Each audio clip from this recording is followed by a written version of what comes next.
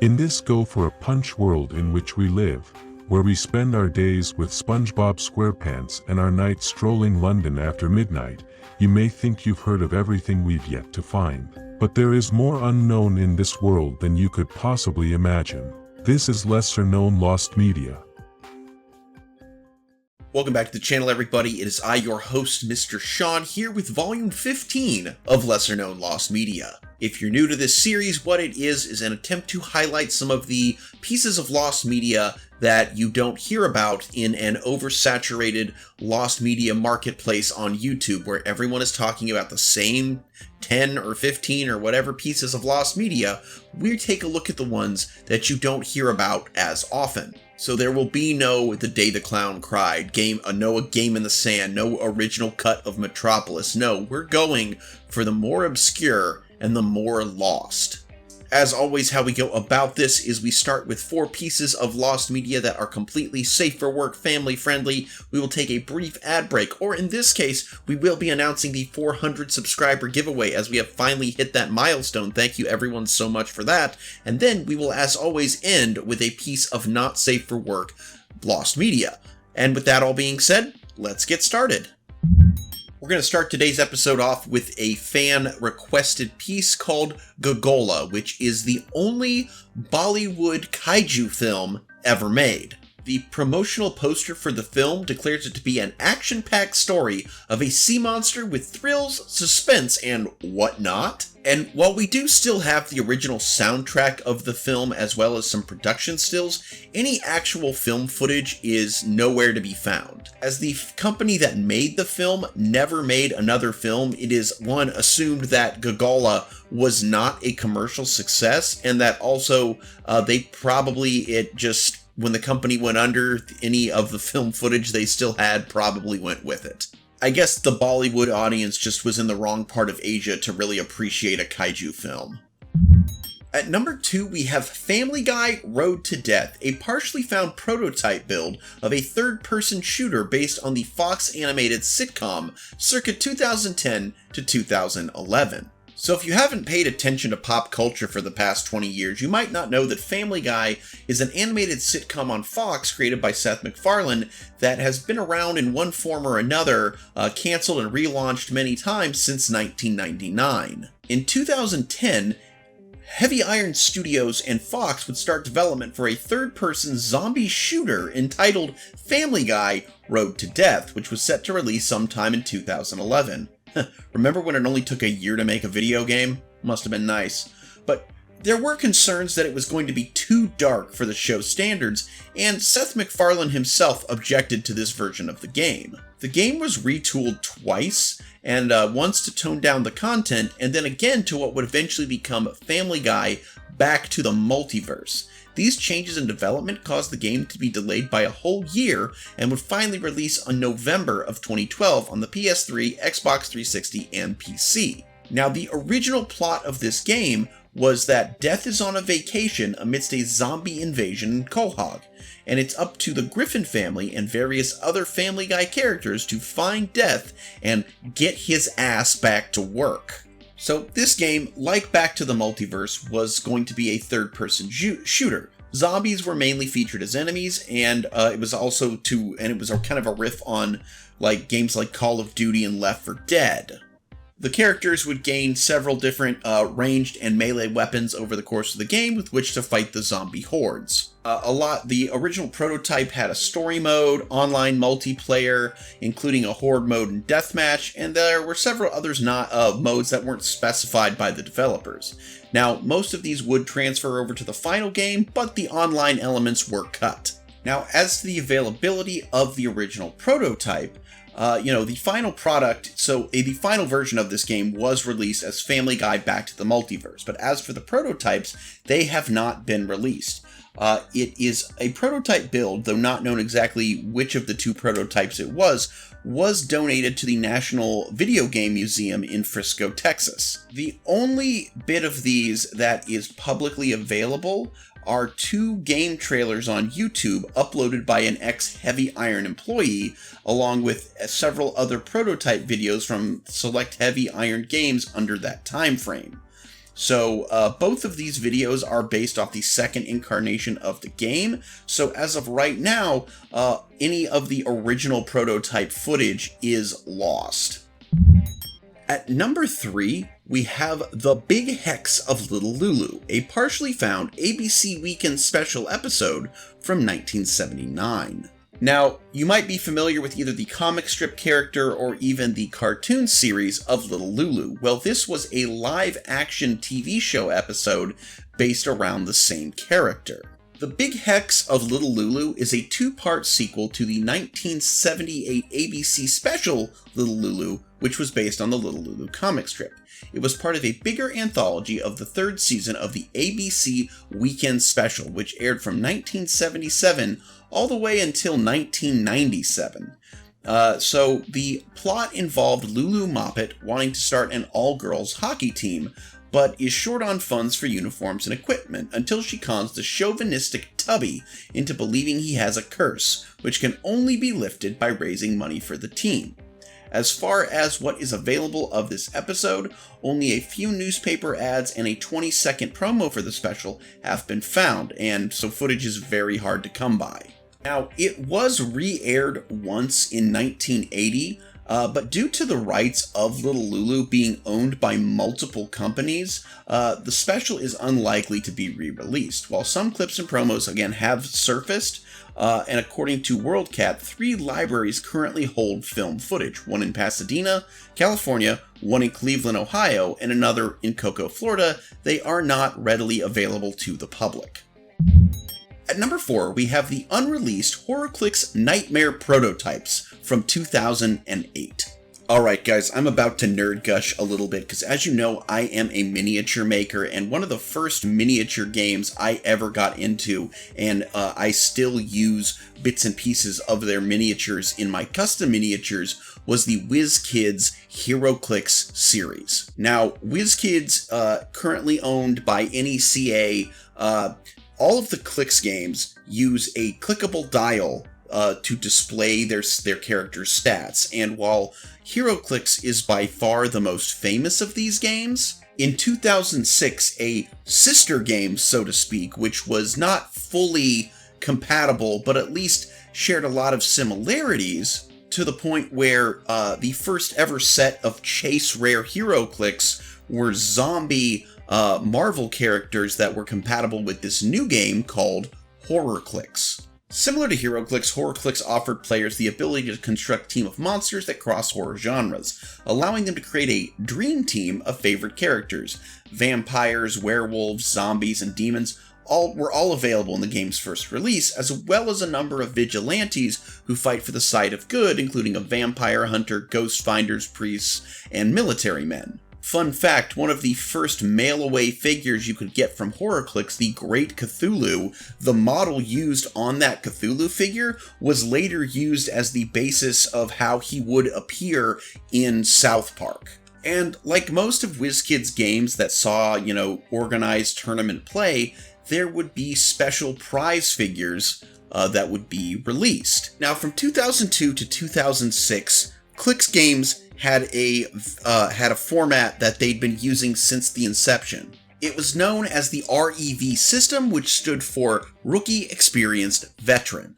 Every normal figure in the game would have 3 versions that had different point value and different stats, and even different powers, and this would be determined by their yellow, blue, or red ring, which determined whether they were the rookie, experienced, or veteran version of the character.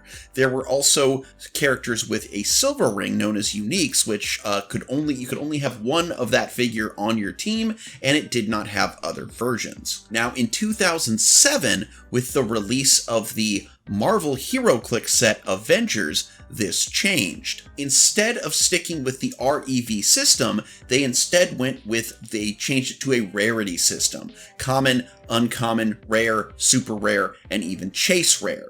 And this was, what they also did in doing this was they got rid of making 3 versions of every character. There would in fact now only be 1. There would also be cards added to this that would sometimes feature special powers not found in the normal powers that HeroClix and HorrorClix had, based on whatever color was on your dial in a certain spot.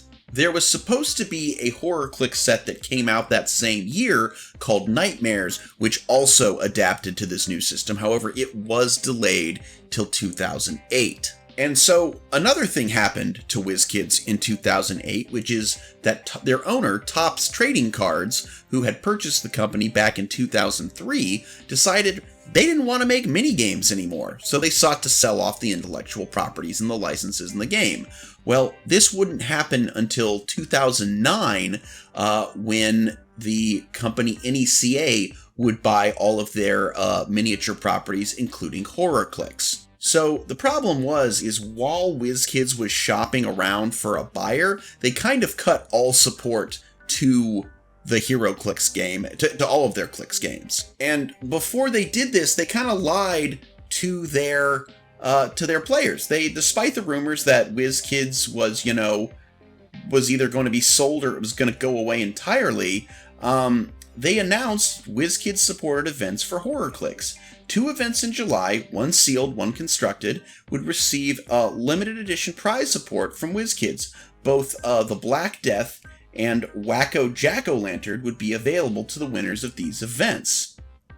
Unfortunately, the Black Death event was cancelled, and as far as I know, there aren't any images around of what he would have looked like. And so there are another 3 figures that, on top of the Black Death, were shown but never officially released. These are the Vampire Savage, which was shown on a rules insert from the Nightmares boosters, figure that kind of resembles a female version of the Wild Man from their earlier Freak Show set, and one of the old employees of the HorrorClix division said that she believed that it was named Vampire Savage, but that it would likely never be seen as an official figure. The other 2, which did eventually make their way to the internet, although without the corresponding cards, making them useless for actual HorrorClix gameplay, were the Hierophant, which appears to be this, I don't know, he looks kind of like a wizard, and he's got some gimp tied and chained up with kind of looks like a Man in the Iron Mask kind of deal going on. Again, he was never officially released, though prototypes of him and this next figure have been released on the internet at some point, and actually certain members of the HorrorClix forum wiki are known to own copies. The other one being the Sacrificed Virgin, which, as you can see here, appears to be a young maiden in white clothing, and though you can't get a great look at it, it appears that like her heart has been ripped out and she has been sacrificed to some ancient deity. Now, as I said, the WizKids would be sold to NECA, and HeroClix would make its return, even to the point where the set that had been kind of cut mid-production, which was Giant Size X-Men, great set, one of my favorites, was released. It was in a very limited quantity, because they had kind of cut production right in the middle, making it very hard to get a hold of, but it did release. The same cannot be said for HorrorClix, which as of to date has not ever been officially re-released in any form by any CA iteration of WizKids. As to how many more of these Hierophants and sacrificed virgins are still floating around somewhere, I don't know, but Lord knows if I ever find copies on the internet, I am going to be trying to get a hold of them, because I want these 2 figures. HorrorClix were some of the nicest, most detailed, pre-painted miniatures I've ever seen on the market, and the fact that they're not still making them, especially when HeroClix has proven to be super popular again since it was re-released in 2009, I do wish they would bring HorrorClix back. And hey, now that I just talked about miniatures for almost 10 minutes, let's talk about miniatures! Those of you who have been to my channel before, this will not be a surprise to you, but to the rest of you who might be joining us for the first time, I make custom miniatures, both safe for work, not safe for work, custom repainted HeroClix, custom tabletop miniatures, all of which can be found for sale on my eBay, Etsy, and Mercari. Links in the description. But one of the things I do like to do as a thank you to everyone is when we reach certain milestones for subscriber counts, I do a giveaway. Now, a while ago, because we did lose a little bit of momentum on how fast we were gaining followers, but hey, we got there. I put in my community tab on my channel, I asked you guys what miniature you would like to be given away in the next giveaway, and you all selected Phil from Accounting. So here he is. I actually created this figure right as the Secret Invasion show, which Secret Invasion also being one of my favorite storylines from Marvel Comics, as I am a huge fan of the Skrulls, specifically Clerk the Super Skrull, and while he did not really feature in either of those two series, the addition of multiple Super Skrulls, each featuring powers of different superhero groups, was something I truly loved. So in honor of that, I made this figure, which is on a Skrull Infiltrator base from HeroClix, and he is, basically in the form of some office worker in an office chair, but he's secretly a Skrull in disguise, and I call this one Phil from Accounting. So, as this video will be going live at 9 a.m. on Wednesday, the 30th of August, you will have 7 days, by which I mean the entries will close at 9 a.m. on Wednesday, September 6th for this entry. If you would like to enter to win this figure, Phil from Accounting, please type your comment, Clert is the GOAT. Again, I'm going to put that up on the screen right now. Clert is the GOAT. Clert, of course, being the original Super Skrull. He is the OG. He is my favorite, and he is, greatest of all time. So, if you would like to win Phil from Accounting, the Skrull in disguise, please comment Clert is the GOAT within the first 7 days of this video going live, at which point I will basically randomly select from the entries